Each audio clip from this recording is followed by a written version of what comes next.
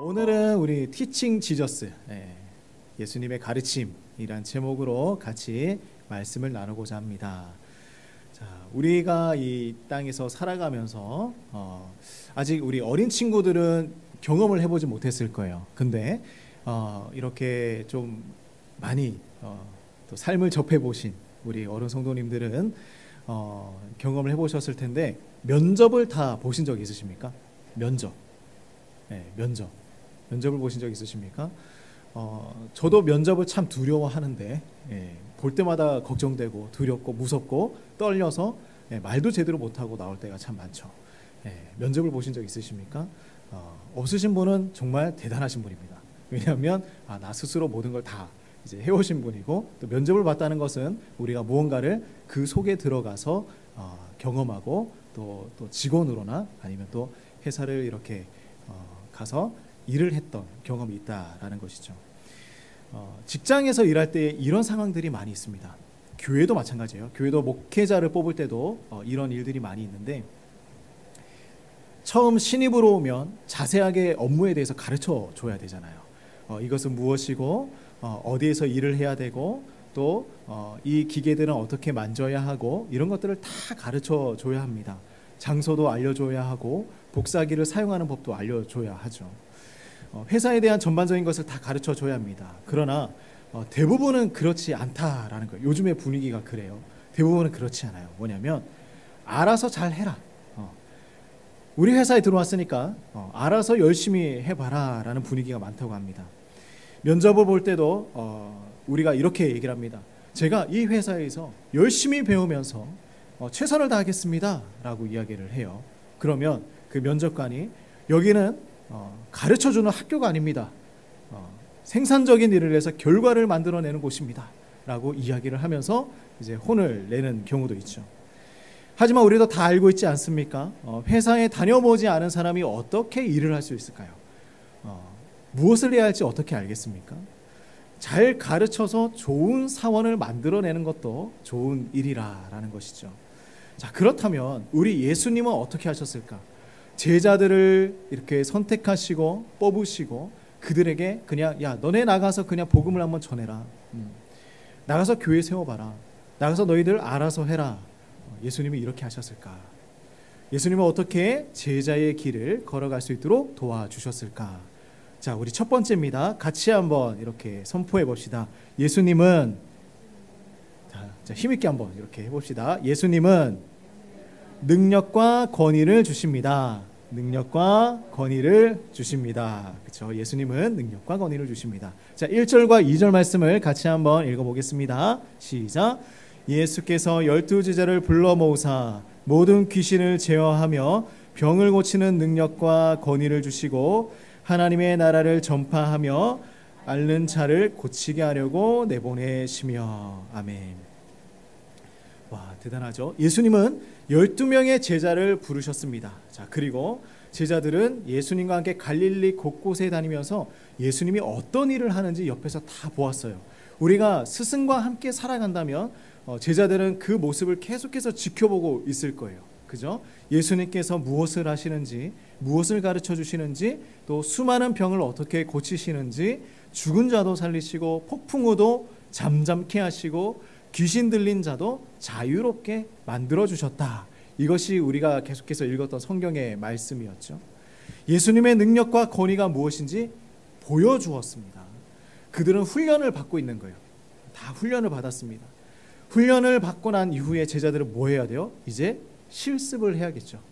우리가 공부만 해서 되는 것이 아니라 시험을 쳐야 합니다. 그리고 또 시험을 치고 우리가 원하는 곳으로 또 원하는 직업을 또 가질 수 있도록 가야 합니다. 이제는 예수님의 사역에 적극적으로 제자들이 동참하게 되었어요. 제자들이 이제는 나가서 예수님의 복음을 전할 수 있게 되었습니다.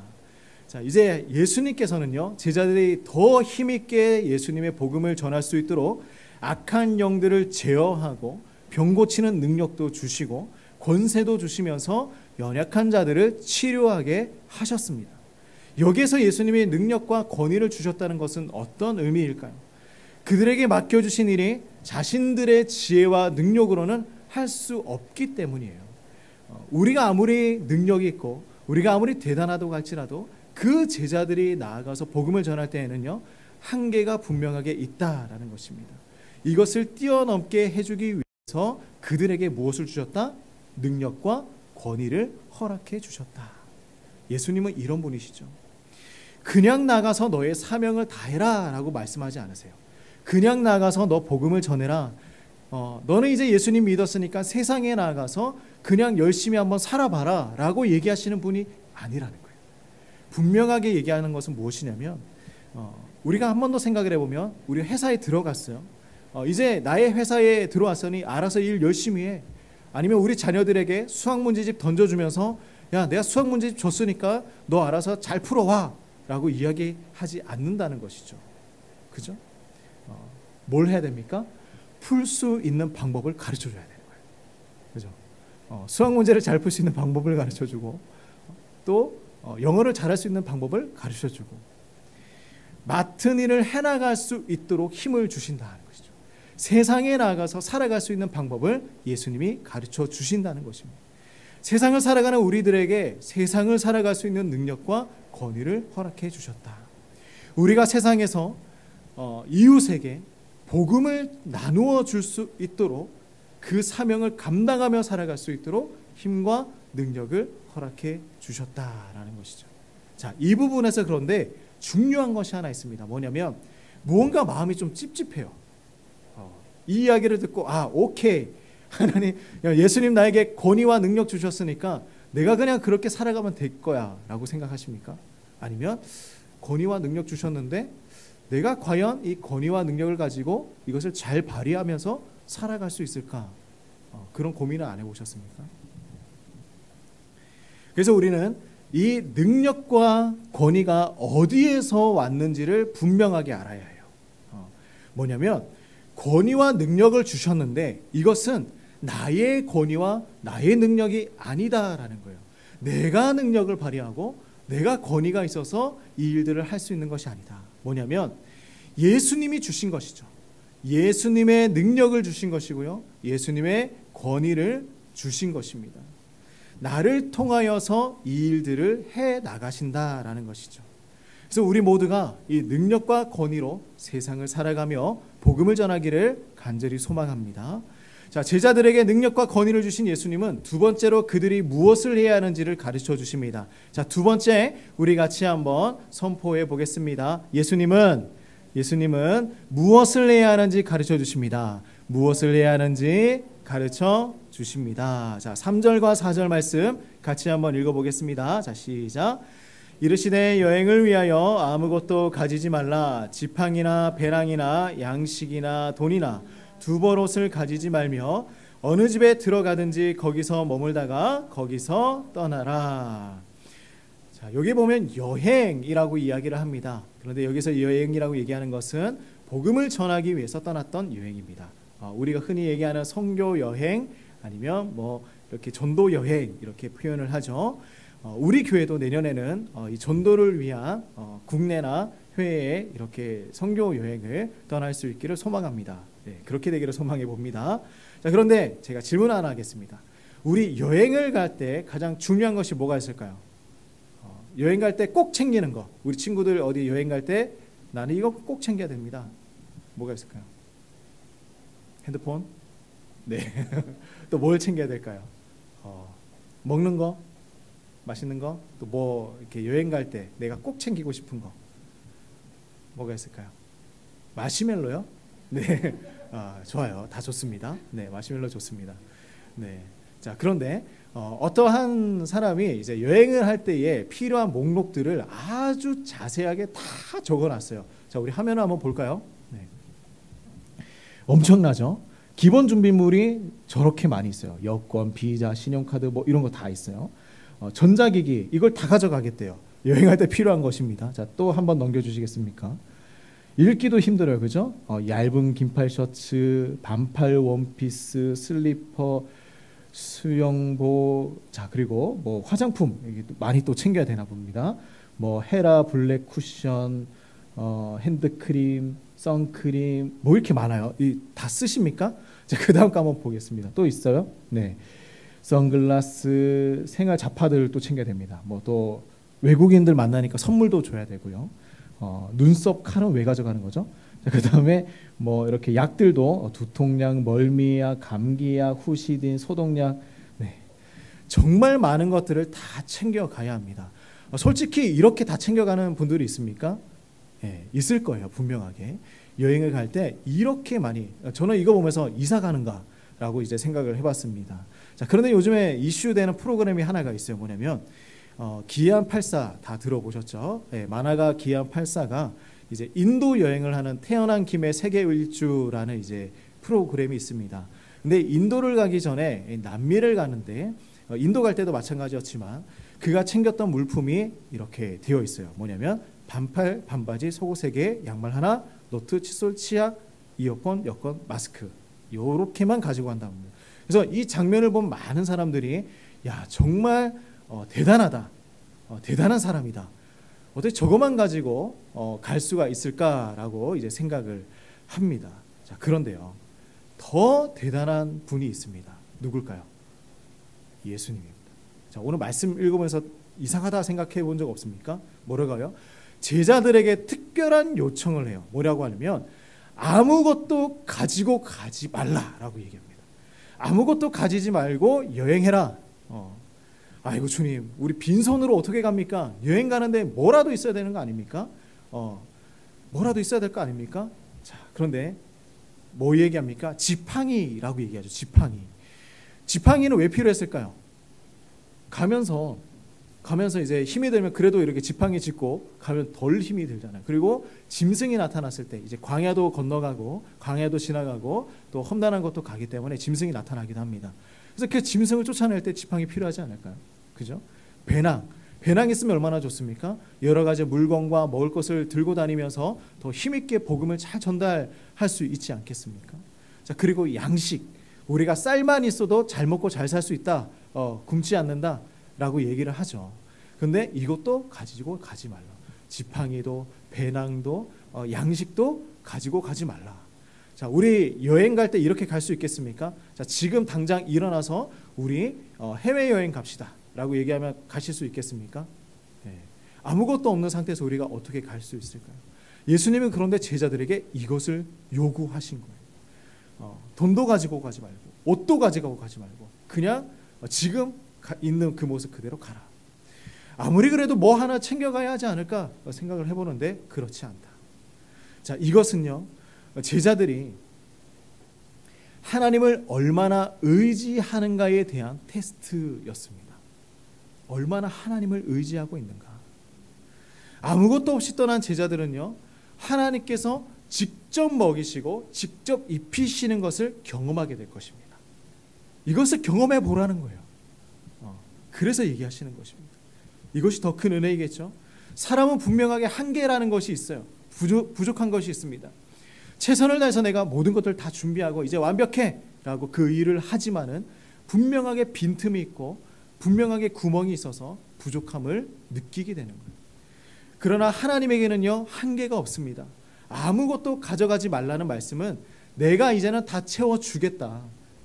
그냥 있는 모습 그대로 가봐라. 한번 그렇게 살아가 보아라 라는 것입니다. 내가 해보겠다. 어떻게 채워주시는가? 하나님은요, 중요합니다. 복음을 받아들인 사람들을 통해서 제자들을 먹이시고 보살피시겠다라는 거예요. 그들이 복음을 전하면요, 복음을 받아들인 사람들이 그 복음을 전한 사람들을 섬기겠다라는 것입니다. 놀랍지 않습니까? 복음을 듣는 사람들은 제자들에게 잠잘 곳과 먹을 것을 제공합니다. 자, 중국에 이런 곳이 있어요. 우루무치라는 곳이 있습니다. 그 지역에 2박 3일 정도 기차를 타고 가면요, 카시카르라는 지역이 있습니다. 중국 그 거의 변방 지역이죠. 그런데 이곳 사람들의 외모가 거의 저기 튀르키예 사람들과 똑같이 생겼습니다. 그리고 언어가 70% 언어가 그들과 비슷하다라고 현지인 친구가 이야기를 해줬어요. 자, 그런데 그곳 사람들의 문화가 참 마음에 감동을 줍니다. 중국 유학 시절에 대련에서 이제 온누리 교회에서 신앙생활을 할 때였는데 그곳에는 2년마다 이제 이 지역으로 전도 여행을 갔어요. 그런데 이 카시카르 지역으로 이제 선교 여행을 가다 보니까 항상 그곳에 다녀오기만 하면 살이 찌는 거예요.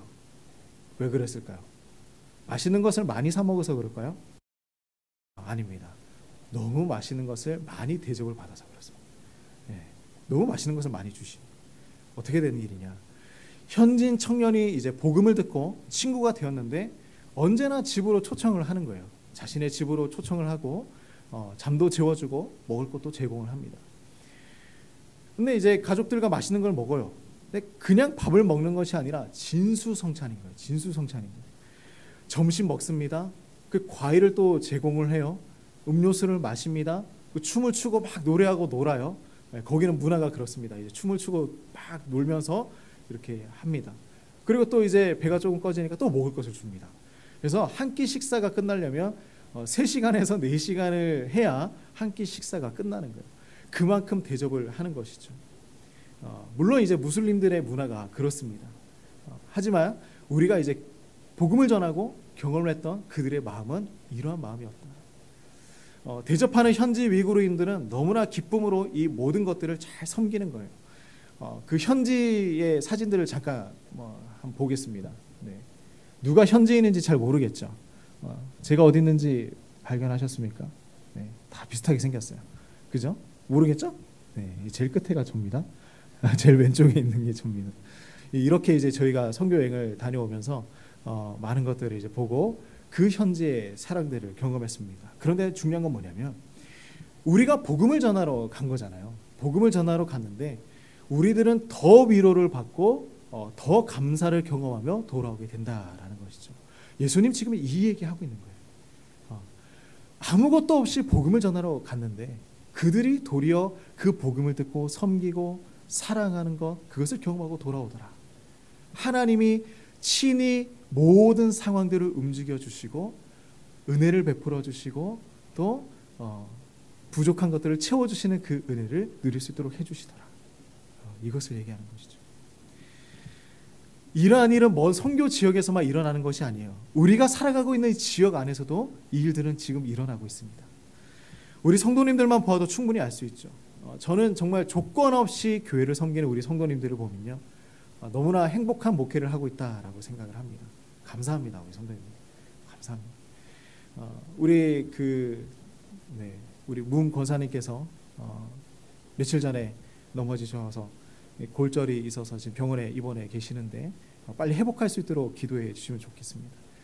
그런데 그 따님 성도님이 이 어려운 상황에서도 점심을 제발 하지 말라고 저희가 이제 계속해서 얘기를 했는데 점심을 꼭 섬기겠다고 아니 어머니 보살펴야죠 그랬더니 꼭 섬겨야 되겠다고 얘기를 합니다.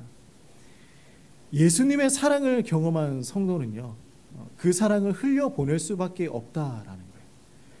내가 예수님의 사랑을 아는데 내가 성도님들 통해서 그 사랑들을 경험했는데 다시 그 사랑을 흘려보낼 수밖에 없었다.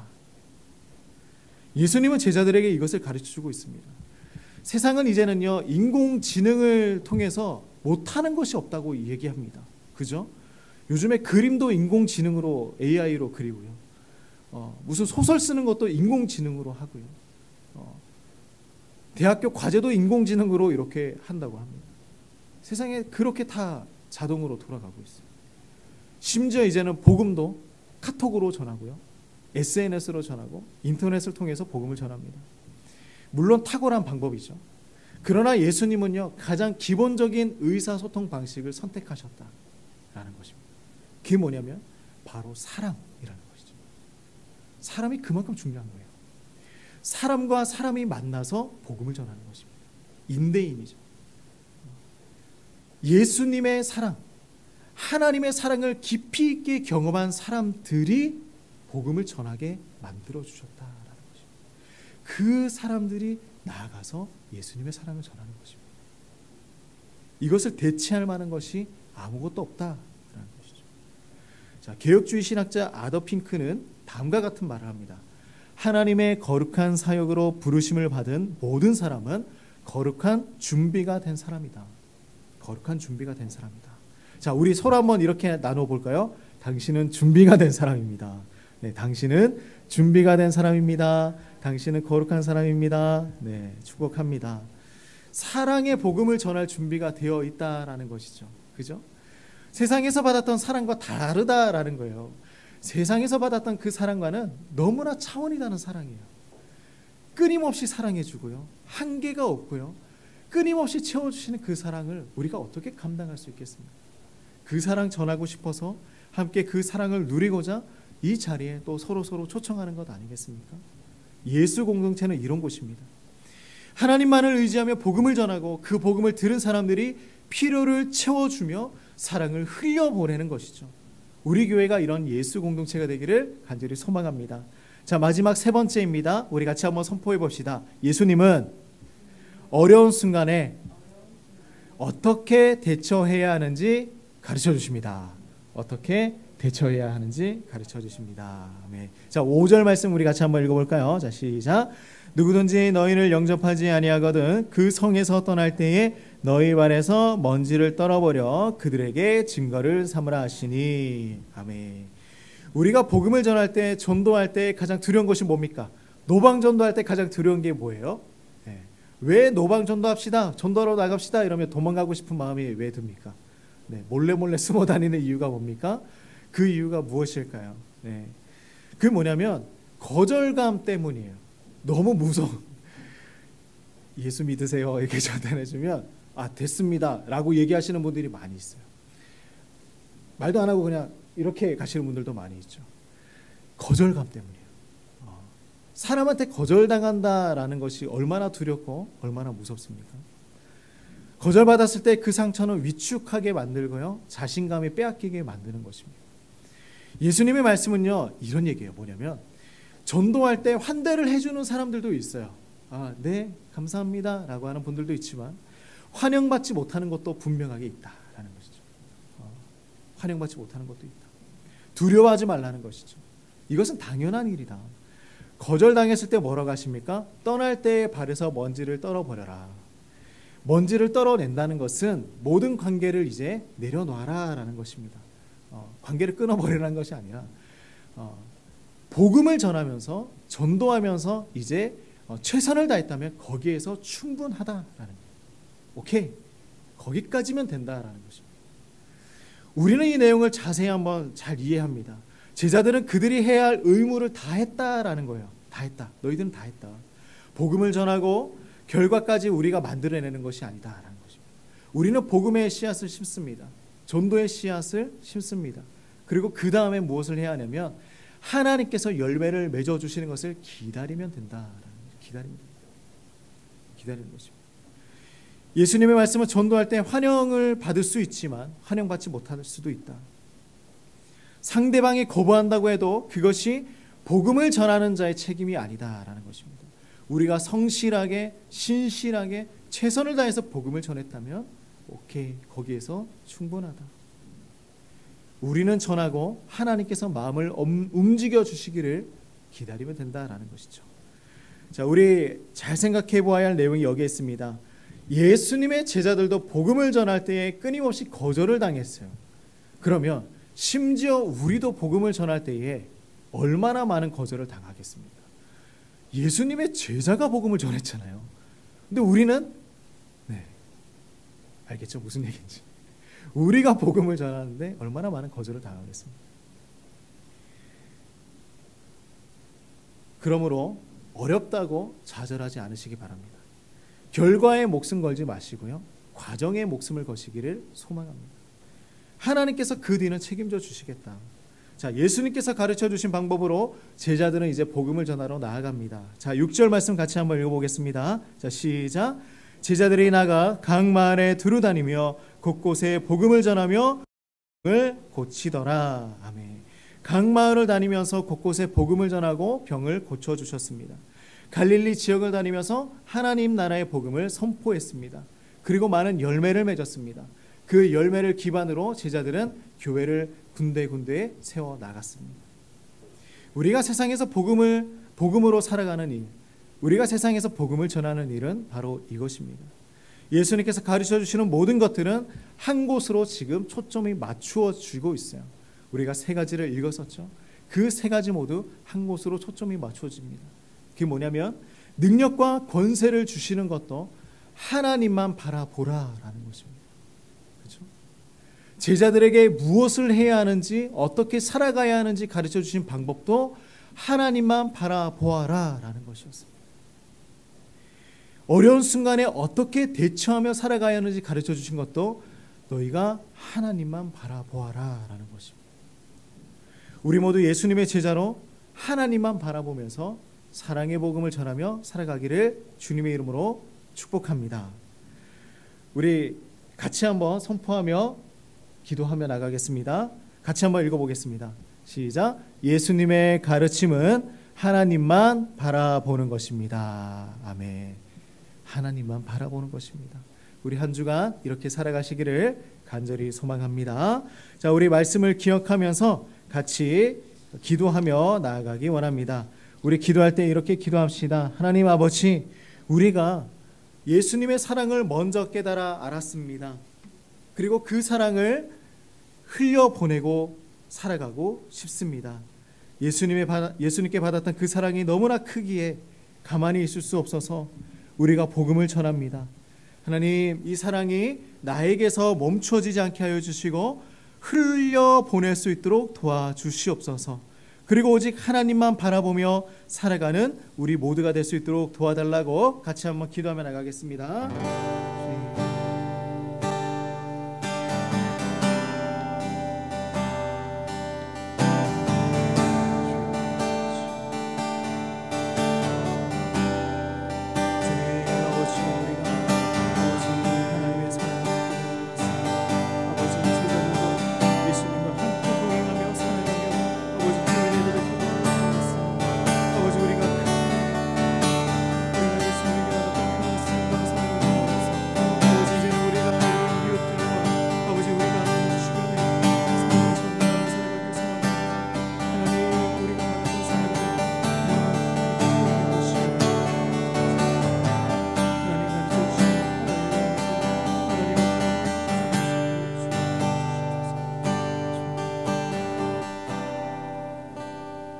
사랑의 하나님, 우리가 주님께 받았던 그 사랑 감사하며 이제 그 사랑을 우리의 이웃들에게 전달하며 살아가길 소망합니다.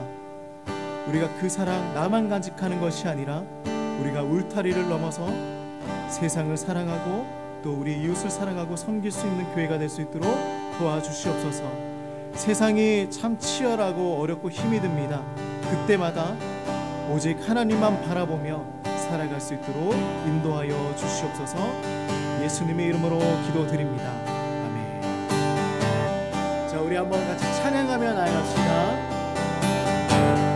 오늘 이 자리에 모인 우리 어린 양 예수 따라가는 우리 되게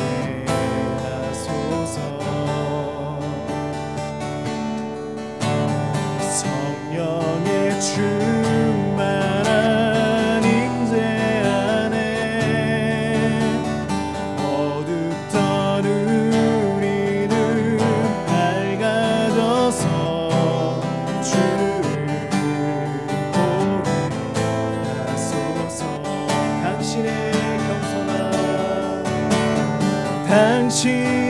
겸손함 당신의 거룩함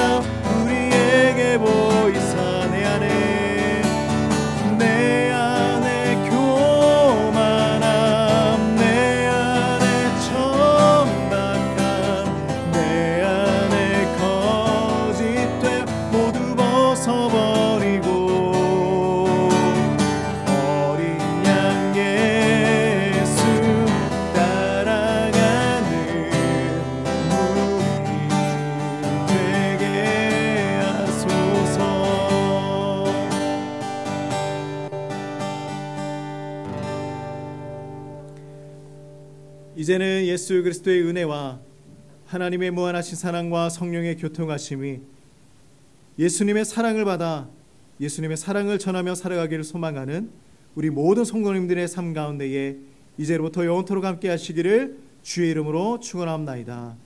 아멘.